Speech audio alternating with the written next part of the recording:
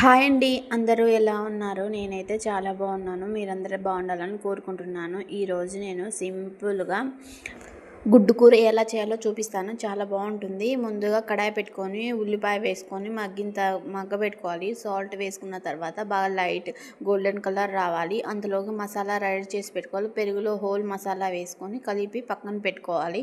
దాని తర్వాత మగ్గిన ఆనియన్లో టమాటో సన్న సన్న ముక్కలు కోసుకొని వేసుకొని, మీకు ప్యూరీ కావాలంటే ప్యూరీ అయినా వేసుకోవచ్చు. చాలా గ్రేవీ అనేది ఎక్కువ వస్తుంది. నా దగ్గర మిక్సీ ఖరాబ్ అయిపోయింది, చెడిపోయింది. అందుకే కట్ చేసి సన్న కట్ చేసి వేసేసాను. కొద్దిగా సాల్ట్ వేసుకొని మగ్గ పెట్టుకుంటూ ఉండాలి. కొద్దిగా మెత్తగా అయిన తర్వాత కొద్దిగా పసుపు వేసుకొని మగ్గ పెట్టుకున్న తర్వాత సాల్ట్ వేసుకొని ఇంకొద్దిగా బాగా మెత్తగా స్మాష్ అయిపోవాలి టమాటో అనేది. దాని తర్వాత మనం కలిపి పెట్టుకున్నది పెరుగు మసాలా ఉంది కదా, అది వేసుకొని బాగా చిక్కగా బాగా కలబెట్టుకోవాలి. బాగా ఆయిల్ అంతా పైకి తేలాలి.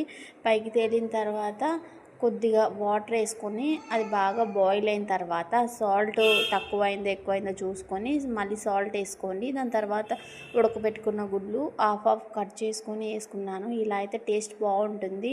పల్లెటూళ్ళల్లో అయితే ఇలానే చేస్తారు. నాకైతే ఎప్పుడు నోరు బాగాలేనప్పుడు తినాలి అనిపించినప్పుడు ఇలానే చేసుకున్నాను. తప్పకుండా చాలా బాగుంటుంది. ఫ్రెష్ అల్లం వెల్లుల్లి దంచుకొని వేసుకోవాలి. అప్పుడే కూరనే చాలా బాగుంది. Thank you for watching.